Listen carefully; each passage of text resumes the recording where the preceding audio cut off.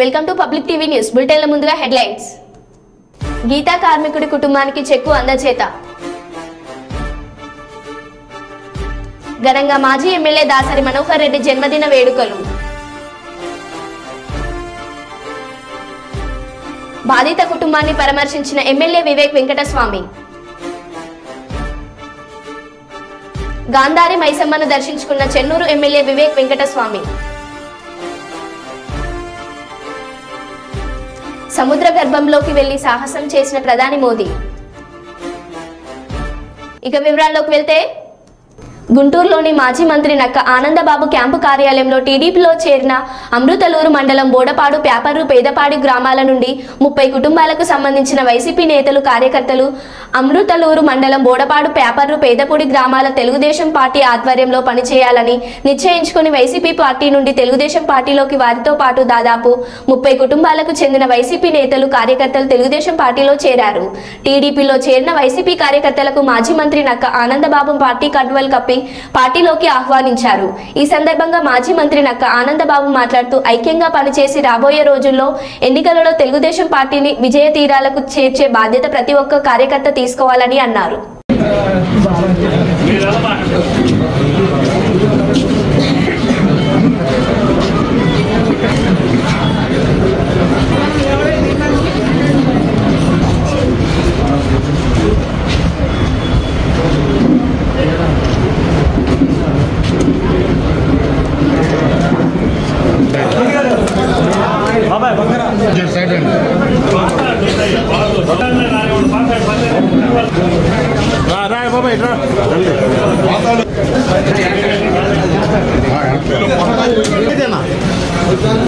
చూడండి, అందరు చూడండి ఇటువైపు.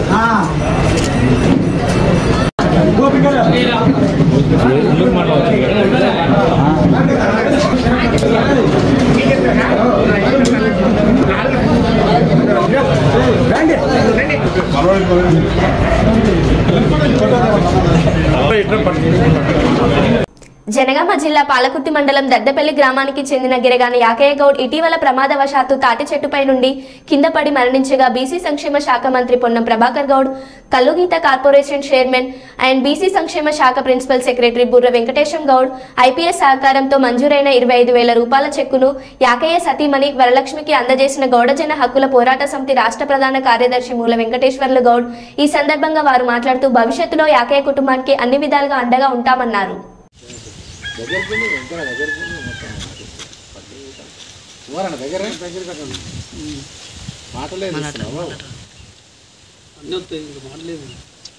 మేడారం సమ్మక్క సారలమ్మ జాతర విజయవంతం చేసిన అధికారులకు రాష్ట్ర పంచాయతీరాజ్, గ్రామీణాభివృద్ధి, స్త్రీ శిశు సంక్షేమ శాఖ మంత్రివర్యులు డాక్టర్ ధన్సర్ అనసూయ సీతక్క ప్రత్యేక కృతజ్ఞతలు తెలిపారు.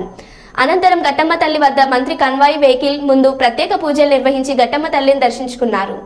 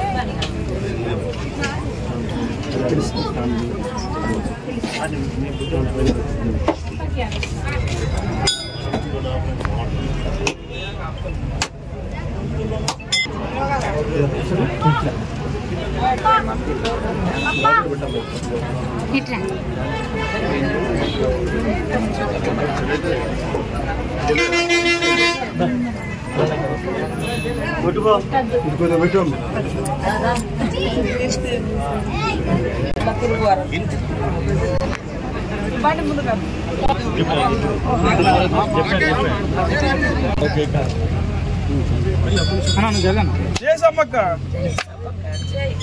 ఘట్టమ్మ తల్లికి జై ఘట్టమ్మ తల్లికి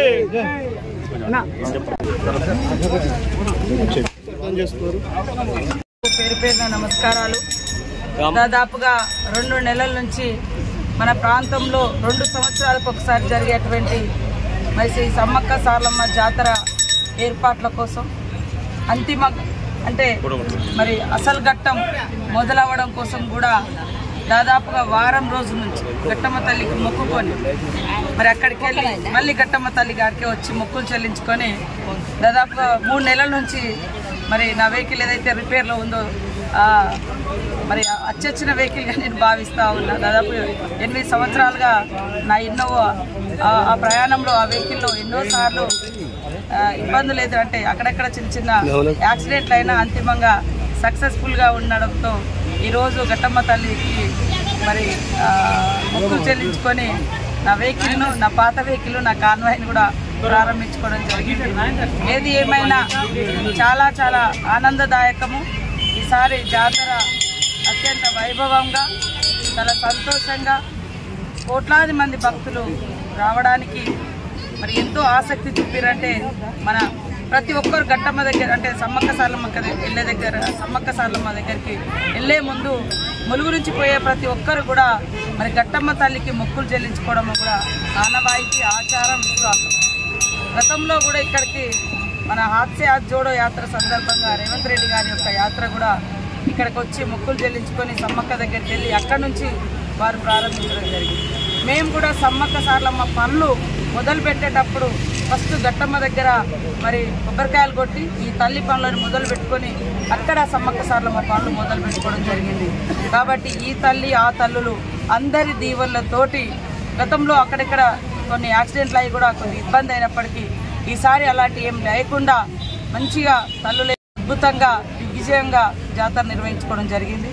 ఈ జాతరకు నిర్వహణ ఖర్చులకు ఇచ్చినటువంటి రాష్ట్ర ప్రభుత్వం ముఖ్యమంత్రి రేవంత్ రెడ్డి గారికి ప్రత్యేక ధన్యవాదాలు. బట్టి విక్రమార్క గారికి, డిప్యూటీ సీఎం, ఫైనాన్స్ సెక్రటరీ గారికి, ఎంటైర్ మా క్యాబినెట్ అందరికీ కూడా మంత్రులందరికీ పేరు పేరున ఎండోమెంట్, అదేవిధంగా ట్రాన్స్పోర్ట్ మినిస్టర్ పొన్నం ప్రభాకర్ గారు, అదేవిధంగా కొండ సురేఖ గారు, ఇతర మా జిల్లా ఇన్ఛార్జి మంత్రివర్యులు పొంగులేటి శ్రీనివాసరెడ్డి గారు, మరి నాతో పాటు ఈ కార్యక్రమంలో నిరంతరం కష్టపడ్డటువంటి ములుగు జిల్లా అధికార యంత్రాంగం, ములుగు మరి కలెక్టరు, ఎస్పీ, వారి శాఖల అధికారులు అందరూ కూడా శానిటేషన్ కావచ్చు, ఆర్డబ్ల్యూఎస్ కావచ్చు, అదేవిధంగా మరి ఐబీ కావచ్చు, ఉమెన్ అండ్ చైల్డ్ కావచ్చు, అన్ని రకాలు ఇటు రెవెన్యూ వాళ్ళు ఇటు పోలీసు వాళ్ళు దాదాపు 20 శాఖల అధికారులందరూ కూడా అక్కడే ఉండి ఈ వారం 10 రోజులు బాగా కష్టపడ్డారు.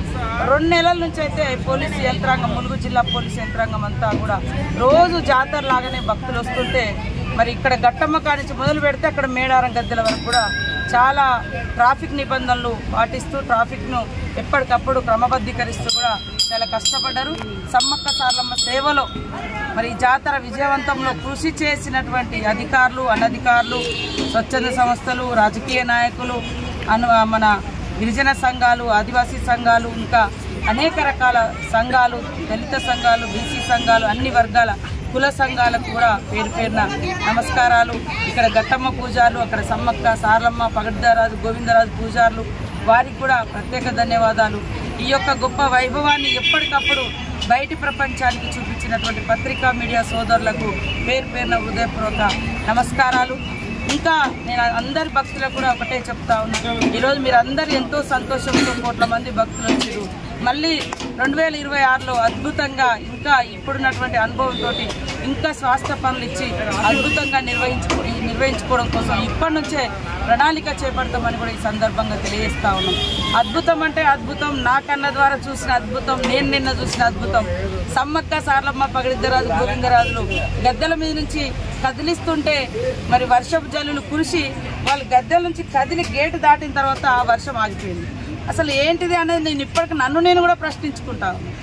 అంటే ఇంత ఎట్లా అసలు అది నేను ముందు నుంచి కూడా చెప్పేది, వాళ్ళు 2 సంవత్సరాలు అడవులలో ఉండి ప్రకృతి శక్తిని అంతా కూడగట్టుకొని ఈ 4 రోజులు ప్రజలందరికీ ఇచ్చేసి మళ్ళీ ఉట్టి చేతులతోటే పోతున్నారు. అంటే ఆ రకంగా పోతూ పోతూ కూడా చిరుజల్లులు కురిపించి జస్ట్ అప్పుడే అసలు వాళ్ళని కదిలించి తీసుకుపోయేటప్పుడే వర్షం పడ్డది. వాళ్ళు గేటు దాటి బయటికి వెళ్ళి ఎక్కడోళ్ళు అక్కడ దేవుళ్ళు ఆగిపోయింది. అసలు విచిత్రమా ఏంది అనేది నాకు అంతుపట్టని ప్రశ్న. ఏదేమైనా ఆ తల్లుల యొక్క గొప్ప మహిమలను నేను కళ్ళారా చూసిన. మనకు ప్రతి సంవత్సరం ప్రతి 2 సంవత్సరాలకు ఒకసారి దేవతలు వచ్చినప్పుడు లేదా జాతర జరిగేటప్పుడు వర్షం కురవడం అనేది కామన్. కానీ ఈసారి గద్దెల మించి వెళ్తూ వరాలు ఇచ్చిపోయారు అనేది మాత్రం అది నాకు అసలు అంటే జీవితంలో మర్చిపోలేనటువంటి సంఘటనగా ఉండిపోయింది. ఇప్పటికి కూడా అది దాని నుంచి బయటపడలేకపోతున్నాము. ఏది ఏమైనా కష్టపడ్డటువంటి ప్రతి ఒక్కరికి జాతరను విజయవంతం చేయడం కోసం కృషి చేసినటువంటి ప్రతి ఐఏఎస్ ఐపీఎస్ నుంచి అటెండర్ వరకు హోంగార్డ్ వరకు అన్ని శాఖల అధికారులకు ఎస్సీలు డిఈల నుంచి కింది స్థాయి అధికారుల వరకు అదేవిధంగా మరి స్టాఫ్ రిపోర్ట్ నుంచి మీ యాజమాన్యాల నుంచి గ్రౌండ్లో ఉన్నటువంటి ప్రతి రిపోర్టర్కు అందరికీ పూజారులకు వాళ్ళ పిల్లలకు పేరు పేరున హృదయపూర్వక నమస్కారాలు. ఆ తల్లుల యొక్క దీవెనలు ప్రజల మీద ఈ జాతరను విజయవంతం చేయడం కోసం కృషి చేసిన ప్రతి ఒక్కరి మీద కూడా ఉండాలని, ప్రజలందరూ కూడా సుఖ సంతోషాలతో ఉండాలని మనస్ఫూర్తిగా కోరుకుంటూ గట్టమ్మతో మొదలైన మొక్కులు మళ్ళీ గట్టమ్మ దగ్గరనే ఈరోజు మళ్ళీ, ఎందుకంటే జాతరను నేను కూడా టెన్షన్ పడ్డా. అంటే సింగిల్గా మేము కానీ ఇక్కడ జిల్లా యంత్రాంగం కానీ ఇక్కడ ఉన్నటువంటి వాళ్ళ మన ములుగు జిల్లా యంత్రాంగం కూడా 2 నెలల నుంచి కష్టపడ్డారు. వారందరికీ కూడా ప్రత్యేక ధన్యవాదాలు. కాబట్టి చాలా సంతోషం. మీ అందరి సహకారం ఆ తల్లుల దీవెనలు మర్చిపోలేదని తెలియజేస్తూ అందరికీ నమస్కారం. సముద్ర గర్భంలోకి వెళ్లి సాహసం చేసిన ప్రధాని మోదీ. ఇక వివరాల్లోకి వెళ్తే గుజరాత్ పర్యటనలో ఉన్న ప్రధాని మోదీ సముద్రంలో మునిగిపోయిన ద్వారక నగరానికి వెళ్లి సాహసం చేశారు.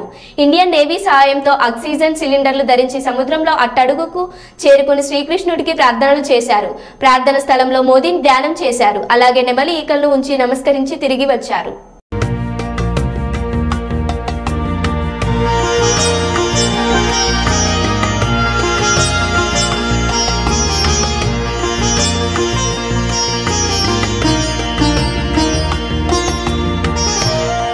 मैंने वो पल बिताए जो जीवन भर मेरे साथ रहने वाले।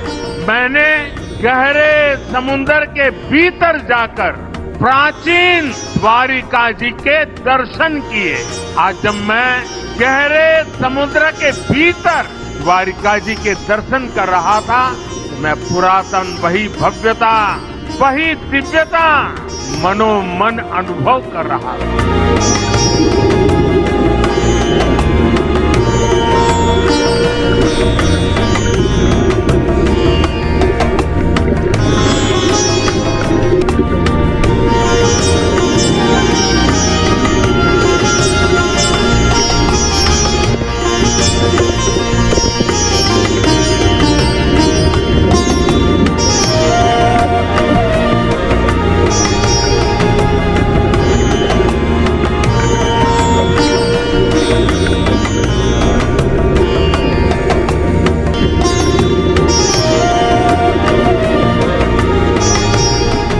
मेरे लिए साहस से ज्यादा श्रद्धा थी।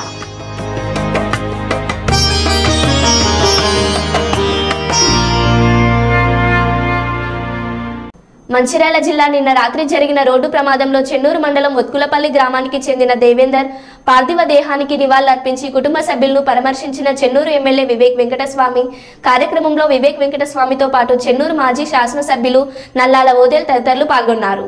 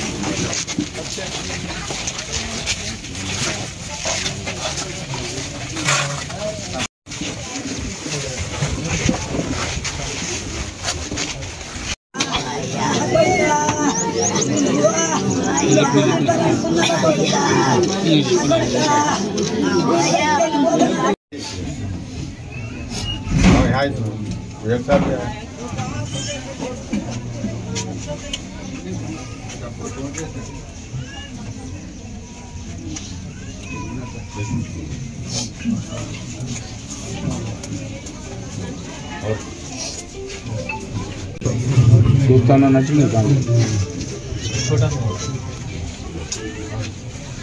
आप क्या करते हैं पहले रहते हैं जाने प्लस उसमें ಇಲ್ಲ ನಾನೇ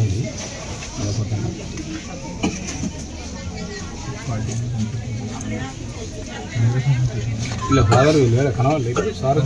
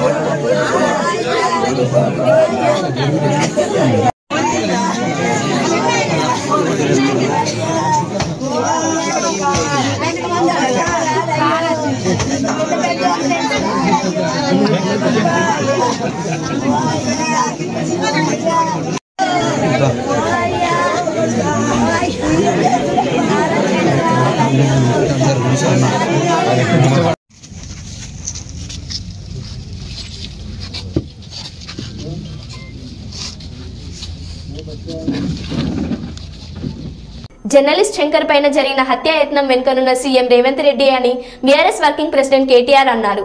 కొడంగల్లో జరుగుతున్న రైతుల భూ కబ్జాలపైన నిజాలు వెల్లడించినందుకే శంకర్ పైన దాడి చేశారని అన్నారు. అలాగే భవిష్యత్తులో శంకర్ కి హాని జరిగితే పూర్తి బాధ్యత రేవంత్ రెడ్డి వహించాల్సి వస్తుందని అన్నారు.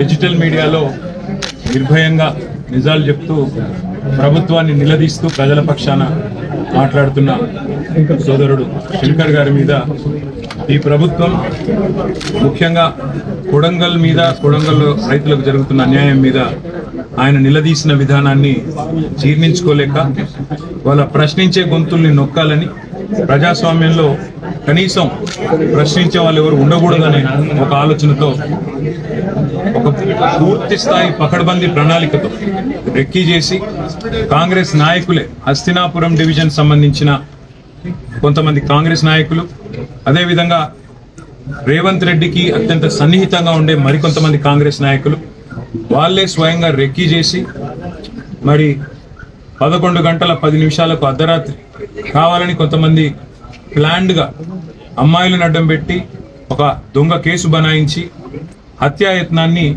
మరి శంకర్ గారి మీద చేయడం జరిగింది. దురదృష్టం ఏంటంటే మరి హత్యాయత్నం జరిగినప్పుడు ముందుండి కాపాడాల్సిన పోలీసులే ఈరోజు పూర్తి స్థాయిలో కేసు నిర్వీర్యం చేయడానికి 307 అనే సెక్షనే పెట్టకుండా ఇది హత్యాయత్నమే కాదని బుకాయిస్తూ ప్రభుత్వానికి తొత్తులుగా వత్తాసు పలుకుతూ ఇవాళ కేసు నిర్వీర్యం చేసే ప్రయత్నం చేస్తా ఉన్నారు.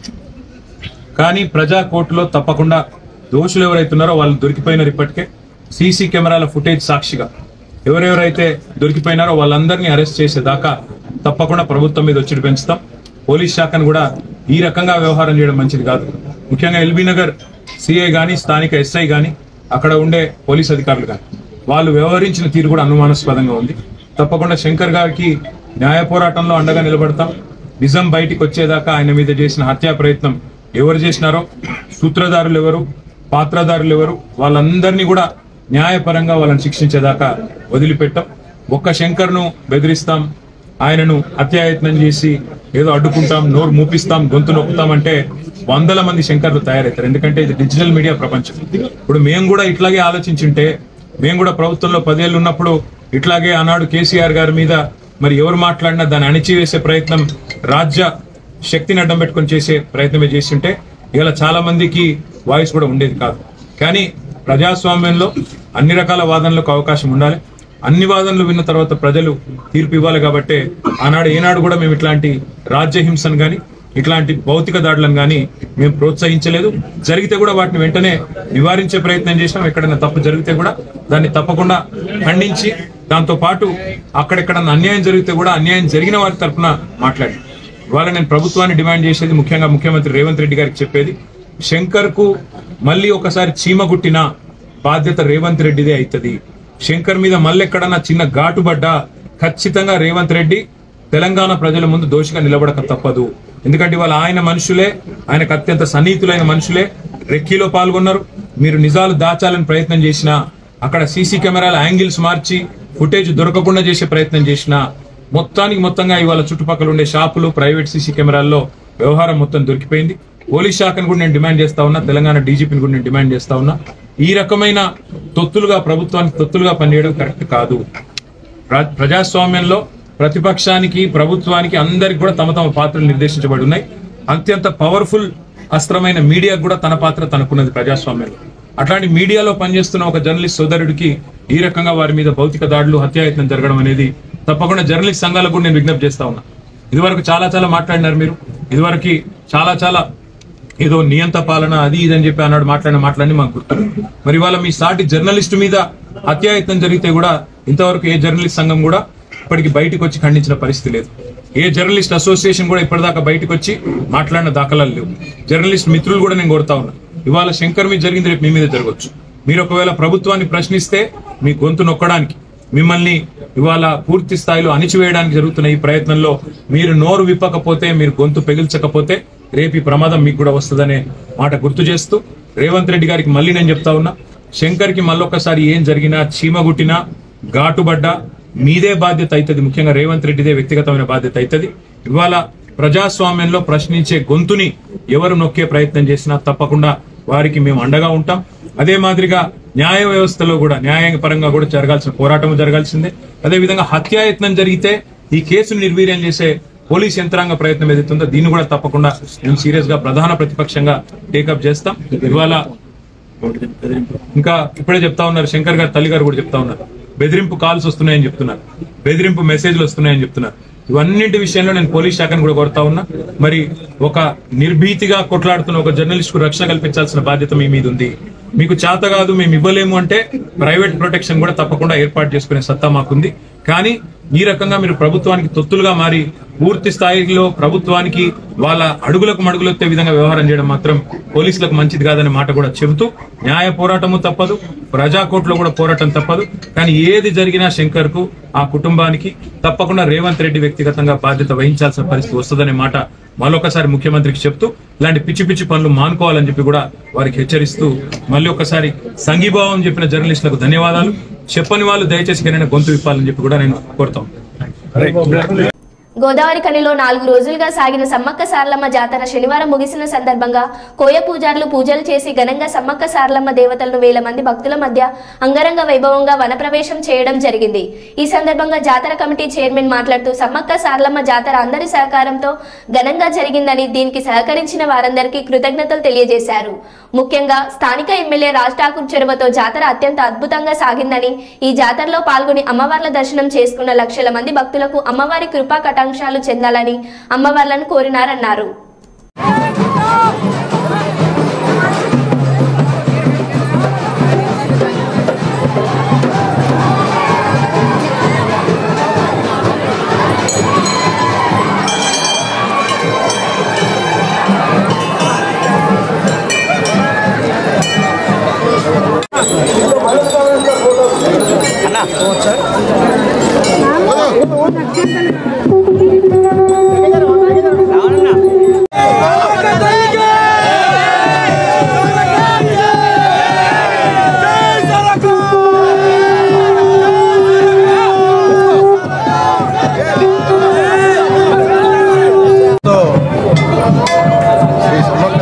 జాతర ముగుస్తుంది.